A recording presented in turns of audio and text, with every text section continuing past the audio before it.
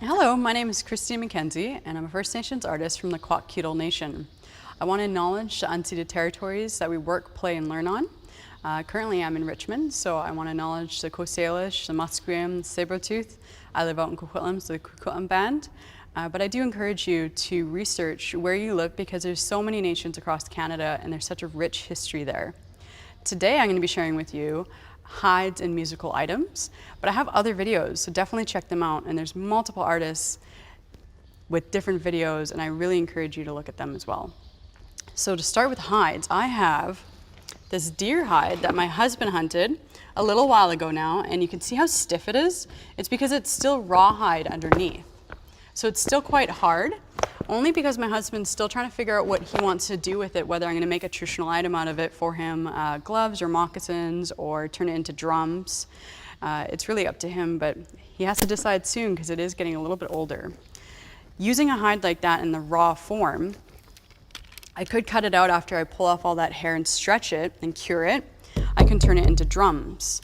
And how I do that is I would cut out the shape that I need. I would find a drum ring, whether if I make it or if I just buy it commercially, and I would turn it into a drum. And how you do that is you soak the hide for 24 hours.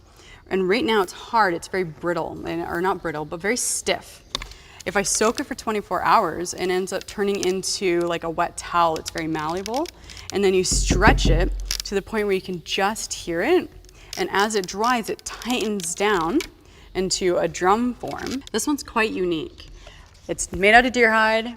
It's made 11 plus years ago, so it might actually be older than some of you out there. I made this for my husband. It has a bear design on the top, bear paw, wolf paw. I'm sneaky like a wolf, so there's a wolf on there.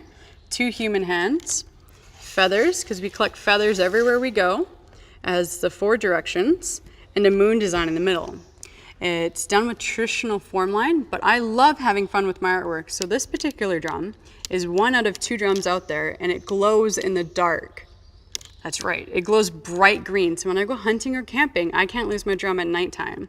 I can let it sit in the sun for most of the day. At nighttime, it'll glow for at least an hour. Bright, bright green.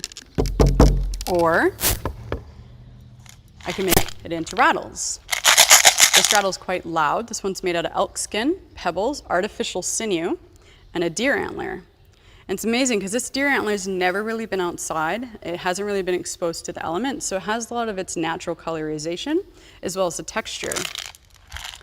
This antler has been in my garden for many years. I decided to turn it into a traditional rattle. It's smooth, it's sun bleached, but I turned it into a loud ping sound that you hear is this, and it's a moose hoof. Traditionally, it's made out of a bunch of hoofs, so it'd have a louder sound, but I wanted a softer sounding rattle, so I ended up making it out of bear claws. There used to be a lot more on here, but I keep gifting them to elders. This is a rattle I made some time ago, and I make these typically with youth or with children. This one I kind of switched in my bag a little bit, so I'm gonna have to remake it, but it's just pebbles from the beach, elk skin, artificial sinew holding it together. With the hide, I can do multiple things like this, and this is called a bone stick game. And what you do is you flick it up and you're trying to catch it. And it taught our young ones hand-eye coordination, so it helped them with their hunting skills, with everyday life skills. So tune into one of my other videos because I'm going to teach you how to make one of those. I can tan the hide, whether it's with smoke or with natural chemicals, or nowadays I can get it commercially tanned, like this. This is elk skin, and it's been turned into leather, so it's quite soft. And I can turn it into medicine pouches, vests, moccasins, so many things. This hide was a gift, and it's 75 years old. It's really old, it's deer hide. And then I end up putting this picture on here, and it's a winter count. It's pictographs. It tells an entire history of a nation. I can take that hide and I can turn it into things like this, where it's a nice little bag. So depending on the ceremony, I can't wear my jewelry or my technology, so I have to put it somewhere safe during those ceremonies. I have other hides up here. These are wild bunny hides. They're quite soft, and I have to be really careful with these because my cat loves to steal these.